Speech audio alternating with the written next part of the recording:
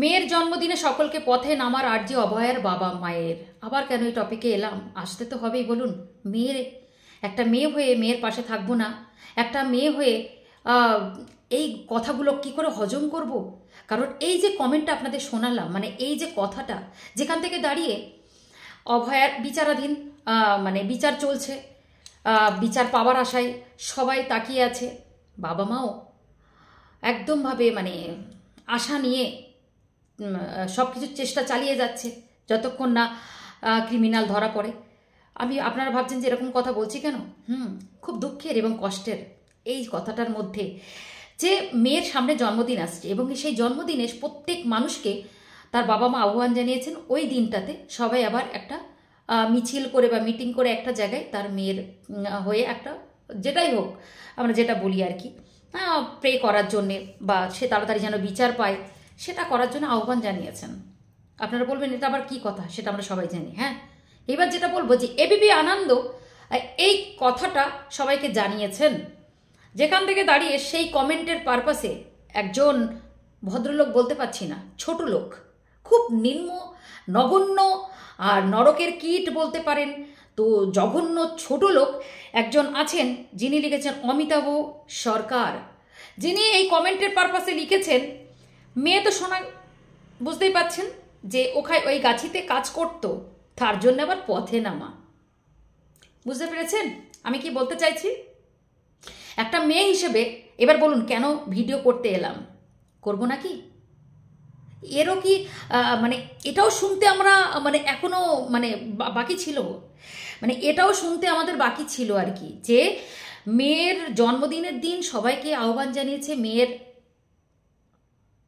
কি বলবো, আর কিছু বলার নেই। তো সেই জায়গা থেকে একজন ছোট লোক নরকের কীট তিনি কমেন্ট করেছেন এই কমেন্টটা, মেয়ে তো এখানে কাজ করতো তার জন্য এবার পথে নামা। লজ্জা করে না আপনার?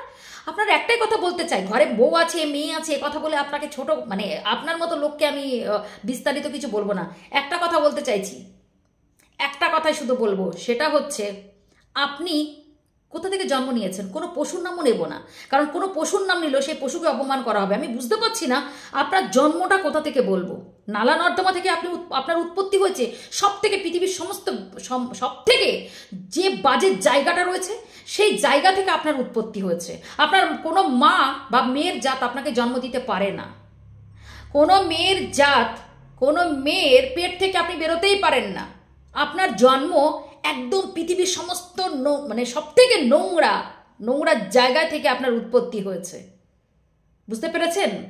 যদি আপনার কোনো মেয়ে সন্তানের বা মেয়ের পেট থেকে আপনি বেরোতেন, তাহলে আপনি একটা মেয়ের সম্বন্ধে তো কথা তো দূরের কথা, এই জঘন্য কথাটা আপনি লিখতে পারতেন না।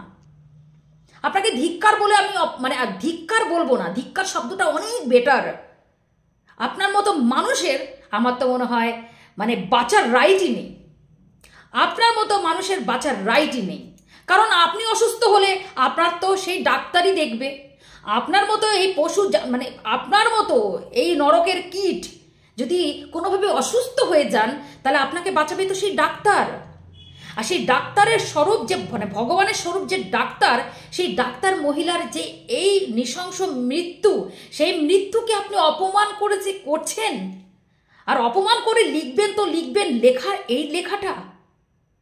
হ্যাঁ, আমি তো মনে করি এই কমেন্টটা একটু, এই ভিডিওটা একটু ছড়িয়ে দিন আর ট্যাগ করুন অমিতাভ সরকার বলে, ট্যাগ করে সব জায়গায় ছড়িয়ে দিন, কারণ ওনার বাড়ির যে মহিলা সদস্যদের কাছে এই ভিডিওটা খুব পৌঁছানো প্রয়োজন, কারণ ওই কমেন্ট তো বাড়ির লোক দেখতে পাচ্ছে না।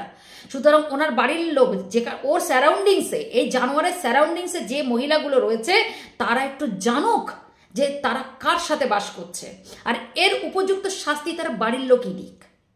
আর কিছু বললাম না।